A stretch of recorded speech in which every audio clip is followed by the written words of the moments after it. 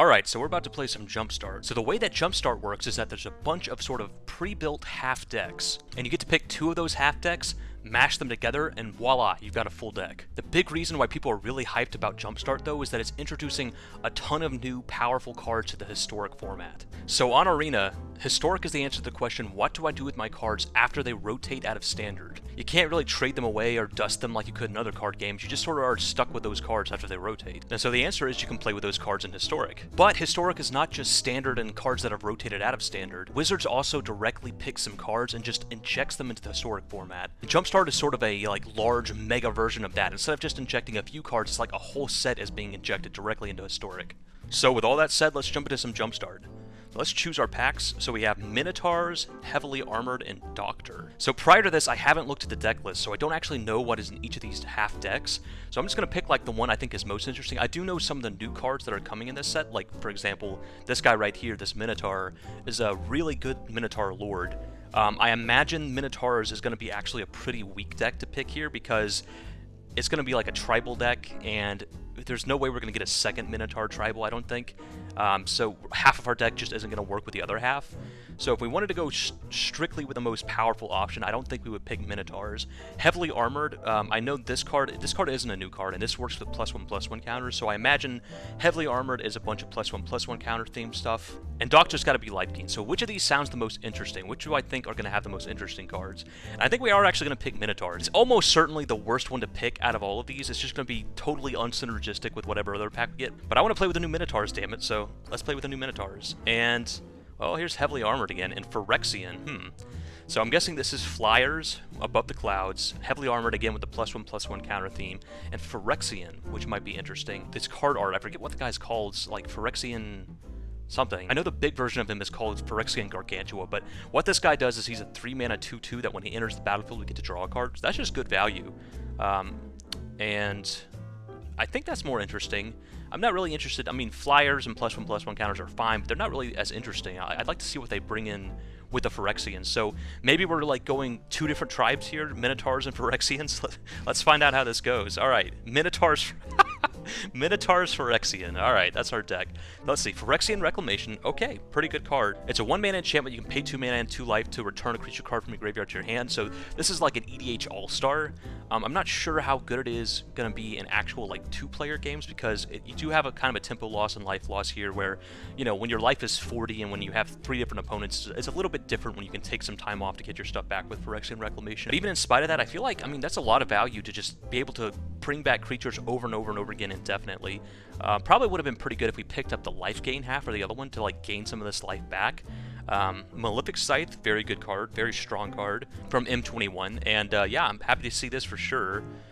Blood Rage Brawler, this is a card out of one of the Amonkhet sets, I don't remember which one, but pretty good card because it's a 2-mana 4/3, so that's obviously good, but it does have the downside, when it enters the battlefield you have to discard a card, but it's not one of those cards that's like you have to discard a card or sacrifice it, so if it's the last card in your hand when you play it, it's just a free 2-mana 4/3, so pretty good card.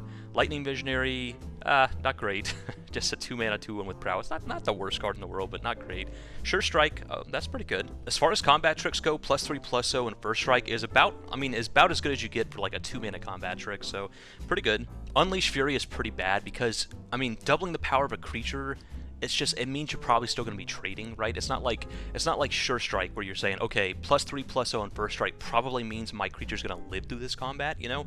It's going to mean my Perilous Mirror here is going to be a 4/1 with First Strike that's going to be able to take down anything with 4 toughness without actually dying. Unleash Fury isn't like that. It just doubles the power, doesn't affect your toughness, so you're still probably going to be trading even if you're trading up, and that means you're 2-for-1ing yourself. I mean, there are some situations where this might be good, you know, if we have a big 4/4 on the battlefield and we use Unleash Fury to kill our opponent by hitting them for 8 or something, maybe, but yeah, not a card I'm too happy to have in our deck. Mere Sire. So when Mere Sire dies, create a 1/1. Okay, that's not bad value. A 2-mana 1/1 that makes a 1/1 when it dies isn't the worst value. Perilous Mirror is pretty good. 2-mana 1/1. When it dies, you deal 2 damage to any target. I forget which core set this is out of, but it's not too long ago. Just maybe 3 or 4 years ago, this was in some core set, and it was pretty good there. Douse and Gloom. Just an okay removal spell. Gives us some life gain, which is nice with the Phyrexian Reclamation. So happy to see that. Phyrexian Rager, this is the card I was talking about. 3 mana 2/2, when it enters the battlefield, we get to draw a card, lose a life. Just really good value. Phyrexian Broodlings, ooh, I don't think I've ever seen this card before. So 3 mana 2/2, and we can sacrifice a creature to put a +1/+1 counter on it. Interesting. We do have some stuff to sacrifice here with the mirrors, so kind of interesting. Minotaur Skull Cleaver. So 3 mana 2/2 with haste. When it enters the battlefield, it gets +2/+0 until end of turn. It's a 4/2 with haste the turn it comes down, and then it turns into a 2/2 for the rest of the game, basically. So, I mean, okay. Minotaur Sure Shot. This is another card out of Amonkhet. So 2/3 with reach, and it has fire breathing for 2, so not great, not great. Our Minotaurs are looking a little bit unimpressive, but that's kind of what Minotaurs do. Soulseer's a really good removal spell, actually, and I guess we get it in our deck because there's a Minotaur in the art. I don't think there's any other reason it would be here, but hey, I'm not going to complain. 3 mana, pretty much kill almost anything is a good deal. Rageblood Shaman, okay, this is another Minotaur payoff, a reason to be running these not super powerful cards, because it gives all of our Minotaurs +1/+1 and trample. So it means that our Blood Rage Brawler is going to be a 5/4 trampler for 2, and all these other cards like our 4/2 with haste is going to be a 5/3 with haste. So it pumps up all of our stuff, gives us one more reason to play Minotaurs besides Sethron. Parasitic Implant. Okay, it's an aura, and at the beginning of your upkeep, enchanted creature's controller sacrifices it, and you create a 1/1 mirror artifact creature token. Okay, so just kind of a slow removal spell. We play it on our opponent's creature, they get to untap, do whatever they want, and then it comes back to our turn and that thing dies and we get a 1/1. Gives us a body to like sacrifice to our Broodlings maybe, but all in all, just kind of bad removal spell. Phyrexian Debaser. Okay, it's a 4 mana 2/2 flyer. Not the worst thing in the world, but let's see what else it does. You can tap it and sacrifice it to give something -2/-2 until end of turn. Okay, little bit of versatility. It can be a finisher. It can give us a flyer in the air to finish the game, but also it can be a removal spell if we need to kill something.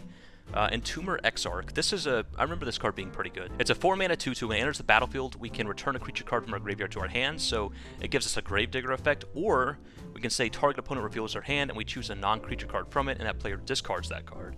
So kind of like got some good early game action and some good late game action. This is pretty much good across the board.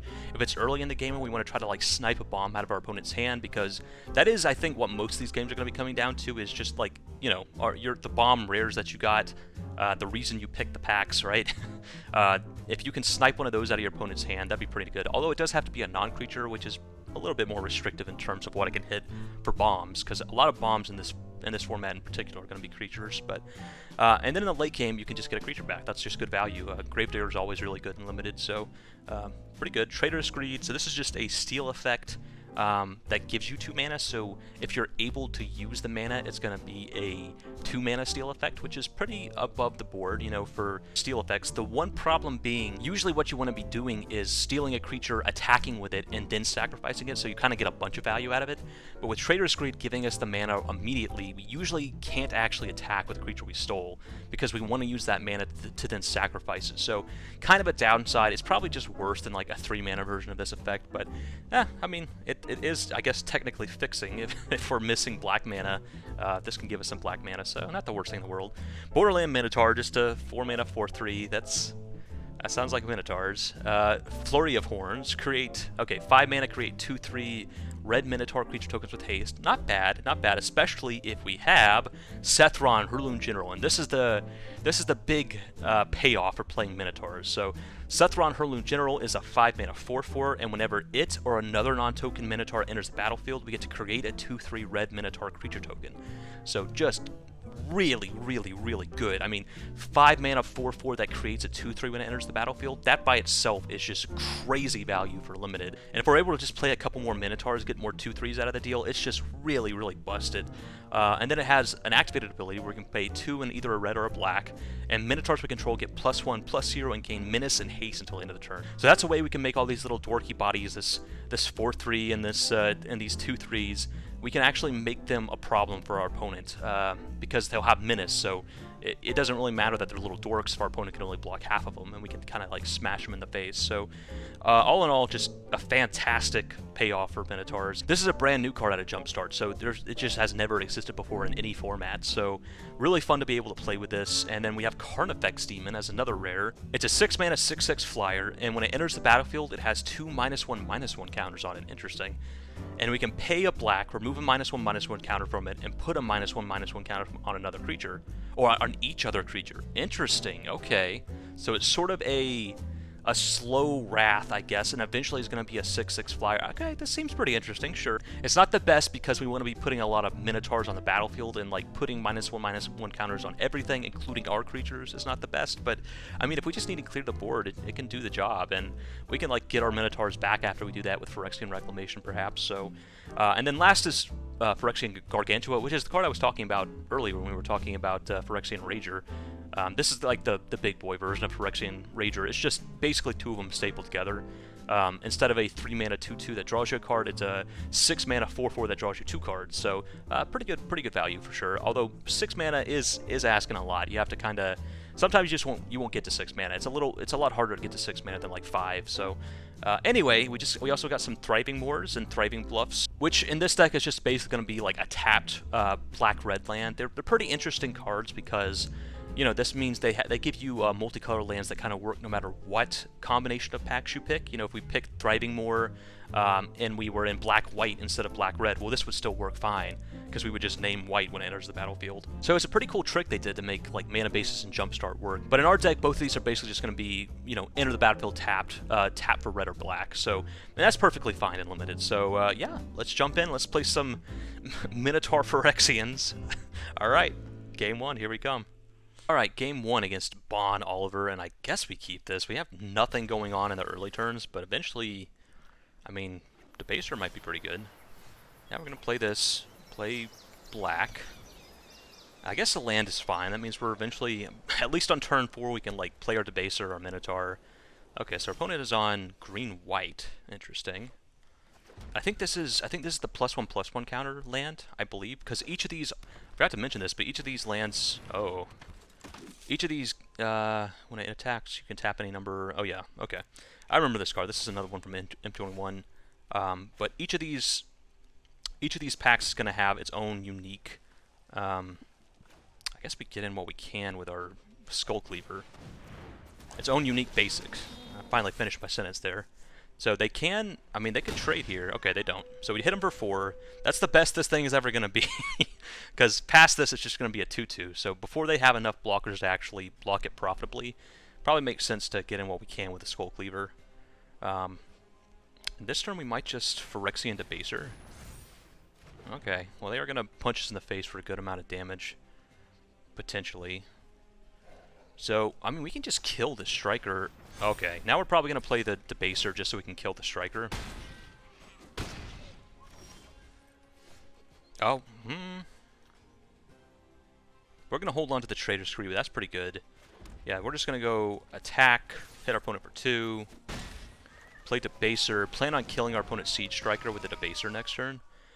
But, yeah, Trader's Creed stealing their Siege Striker would be pretty funny. We could do a lot of damage that way if we get our opponent on a low enough amount of life. We want to, like, kill our opponent if that's our plan. And I don't think we could do that quite yet. We'll see. If our opponent just, like, puts a bunch of stuff on their Siege Striker to make it, like, a big threat, then we can probably just kill them on the spot with Trader's Creed. We definitely can. Oh, wow. Crushing Canopy. Okay, that's pretty brutal. Yeah, opponent hits us for 4. So let's see. If we do steal our opponent's creature here, we can go steal it, put a Sure Strike on it. That makes it a 5/5, or a 5 power, and then we can tap this down, gives it 6, so we can hit him for 12. It's not quite lethal, so we're going to wait one more turn on that, I think. We're going to go attack with our Skull Cleaver. Yeah, next turn we should be able to kill them with our own Siege Striker, depending on what exactly they play. I think we're just going to play the Minotaur here. Pass turn. We want them to just, like, put a bunch of stuff on their Siege Striker. We don't want them to play blockers. Okay. Alright. Well, there's a blocker. Sure.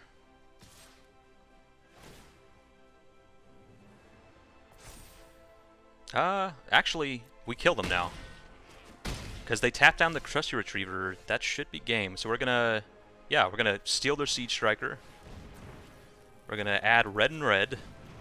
Sure strike the Siege Striker. And kill them with our own bomb. Nice. Alright. Yeah, so good game. Alright, Minotaur Phyrexians. That looked pretty good, actually. We just basically played some Minotaurs and killed our opponent with them. Okay, maybe our deck is not as bad as I thought. Alright, on to game 2. Let's see if we can make this a quick 2-0 victory for Phyrexian Minotaurs. Alright. Alright, up against Baby Panda XD, and this hand looks good, actually. We have a Phyrexian Rager to draw some cards. We have a Phyrexian Gargantua to draw some cards in the late game.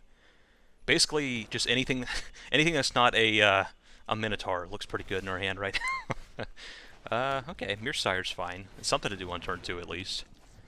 Not the most impactful card in the world, but it's something. Okay, and our opponent, we're just gonna get in the Skull Cleaver while we can. Hit our opponent for 5 here. Not bad.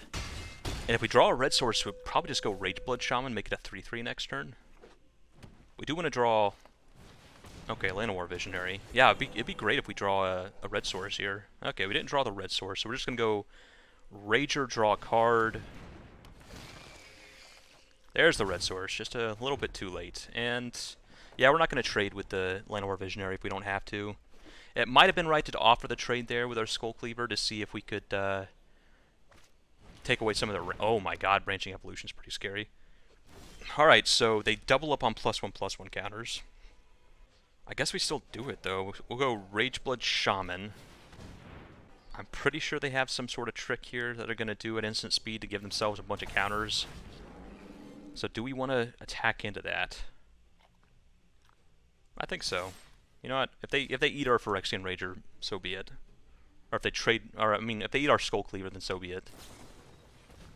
Yep, they are going to eat it. That's fine. We made them use it at least, and now we can work around that. Champion. Okay, we want to kill that Champion of Blambolt big time. That is going to get out of control pretty quick. So we're going to go Thriving Bluff on. This is on black. Yeah, and then we're going to play Phyrexian Debaser and pass turn, and plan on sacking and killing this Champion of Blambolt if we get the chance. Although if they have a creature here, it already grows out of range, so. Kind of sketchy. Oh, okay. Not looking good. That might just be too strong for our deck to deal with. Let's see. We could. Yeah, I guess we just go Phyrexian Gargantua, draw 2 cards. Attack for 2 in the air. I mean, our opponent is down to 11, but things are going to get way out of control, especially when this Champion of Blambolt means we can't block anything. We're pretty close to dead here, even though it might not look like it, because now nothing we control can block because this Champion of Blambolt is so big. Yeah, Branching Evolution, messed up card. Oh, they got a removal spell too? I mean, they don't even need to remove our stuff. They've got us dead in 2 turns here at the minimum. There is a chance. If they swing all out here and we can, like, Flurry of Horns, maybe we can kill them. Okay, well, Hunter's Edge, that's a pretty good spell. Wow, they don't even swing. Alright, well, are we just dead this turn? I think so. 9.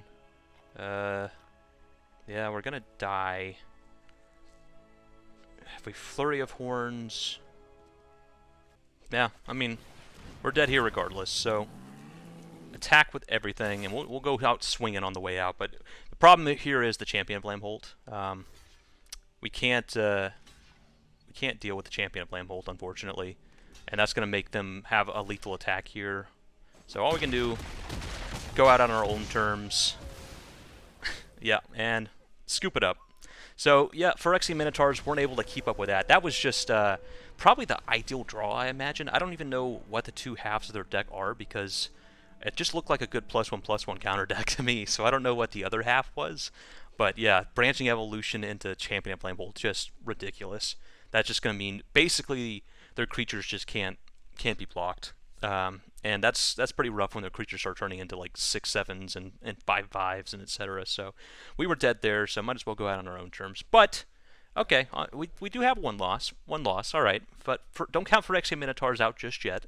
We can pull it back. Alright, let's go into game 3, see if we can get our 2 wins here.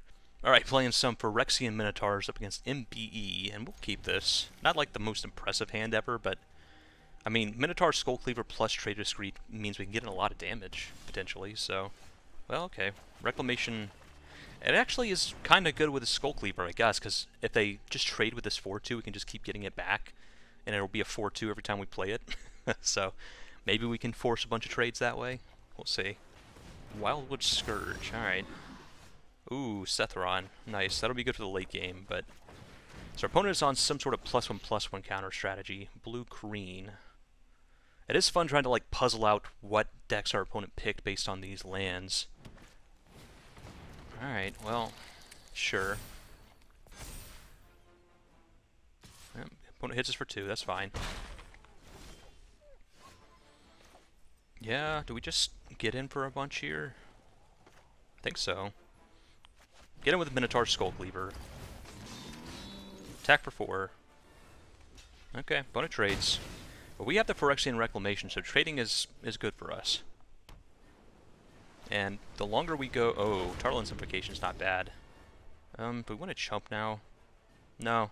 Because next turn we might just be sure striking. That seems like what we're going to do. Okay, what we're going to do is get back our Minotaur. And pass turn. No attacks. Just plan on sure striking to kill this Wildwood Scourge, but 2/2s in the air is pretty scary. But we do get down Sethron next turn, and then we can kind of go crazy with this Minotaur Skull Cleaver. Sure, we'll block. Sure strike. Does our opponent have some sort of counter? Maybe not. Alright, okay. Get rid of one of their threats. Debaser. Okay, I think we are just gonna attack here. See if maybe they flash something in. No, okay. Sethron. Make a 2/2, or a 2/3 rather. Pass turn. And next turn we can, like, if we draw a land, we can Skull Cleaver plus... Oh, that's sad. Okay. Well, we might just have to Debaser here to kill one of their flyers, I guess. Because I don't know if we can take that much more damage. Baron, okay. There goes our token, I expect. Oh, go. He's just not bouncing anything? Okay. I think we go... Yeah, I think we go Phyrexian Debaser this turn. And no attacks. And next turn we can Trader Screed plus Minotaur Skull Cleaver, potentially. And if we draw a land, we can do all that plus use Sethron's ability. We are pretty low here, for sure. Yeah, this Phyrexian Reclamation, it's quite a bit of life. Sure, okay. Yeah, we're gonna block and block. Take 2. Storm Sculptor. Can't be blocked when it enters the battlefield. Return something to your opponent's hand. Okay. Bouncing back Baron. That's fine. Can we kill our opponent this turn? 19 is a lot. Soul Seer. Okay, that lets us kill one of their attackers. So, let's see. I think what we do is... Can we do... Okay, Trader Screed puts us down to 4 mana. Then we can Skull Cleave. Okay, we can't do everything. So what I think we do is... We have to Soul Seer. So I think we Soul Seer the Storm Sculptor. Minotaur Skull Cleaver. And attack with all this. And then next turn we can potentially Trader Screed for the win.